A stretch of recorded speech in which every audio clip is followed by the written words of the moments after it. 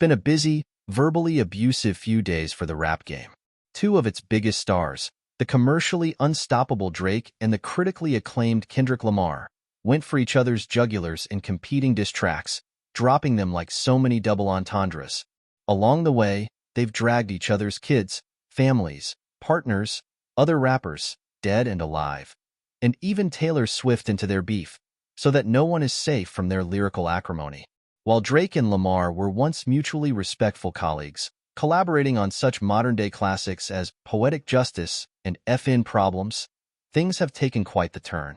Though their relationship cooled down over the years, it turned downright chilly with the release of First Person Shooter in October 2023, a duet between Drake and fellow contender for Greatest Rapper Alive J. Cole.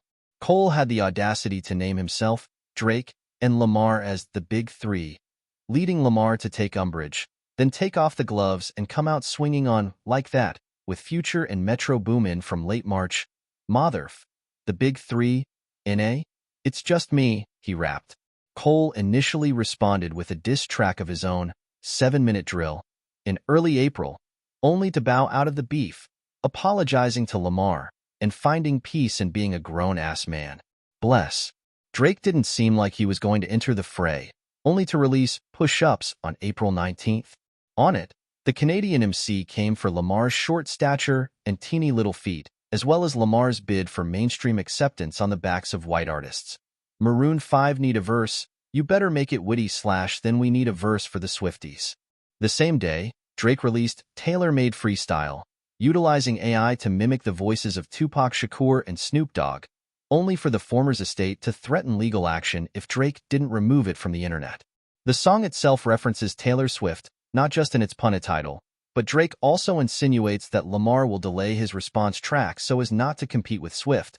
But now we gotta wait a FNE week, cause Taylor Swift is your new top / and if you bout to drop, she gotta approve. Drake then shouts out Swift himself, calling her the biggest gangster in the music game right now, and acknowledging that he moved his album to avoid any and all Swiftie smoke. Well, Drake may have asked for more than he bargained for as Lamar blocked out this week in his calendar to exclusively all over Aubrey Drake Graham.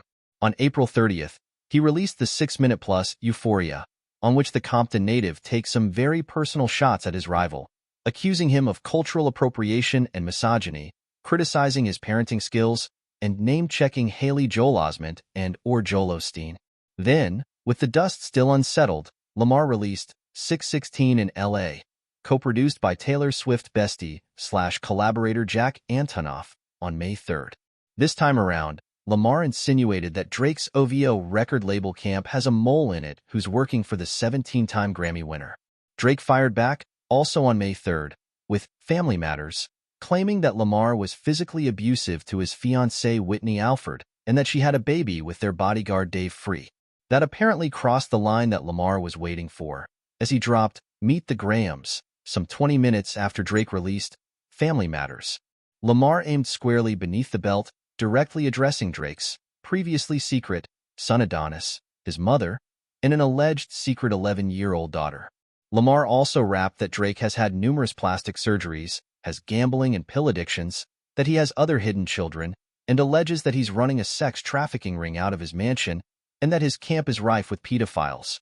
Drake playfully denied having a secret daughter on Instagram, writing in a since-expired story, "Hold on, can someone find my hidden daughter please and send her to me? These guys are in shambles."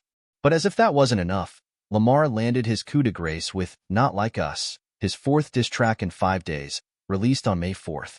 In it, Lamar doubles down on his pedophilia allegations, this time leveling them directly at Drake, in addition to his OVO camp.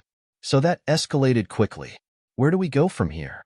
The ball, it seems, is in Drake's court, but Kendrick Lamar is clearly trying to draw blood with some serious allegations and has him on his toes and possibly on the ropes. Heart Part 6, a play on Lamar's Heart song series. Drake denies the pedophile allegations.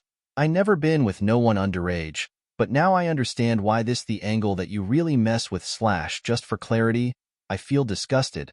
I'm too respected / if I was FING young girls. I promise I'd have been arrested / I'm way too famous for this you just suggested." Drake then goes on to accuse the Compton lyricist of being a bigger deadbeat dad than him and reveals that he planted the secret 11-year-old daughter story in order to goad Lamar into rapping about it. Meanwhile, amid this escalating feud, a security guard working outside of Drake's mansion in Toronto was shot Tuesday morning, though the motive behind the shooting is unclear.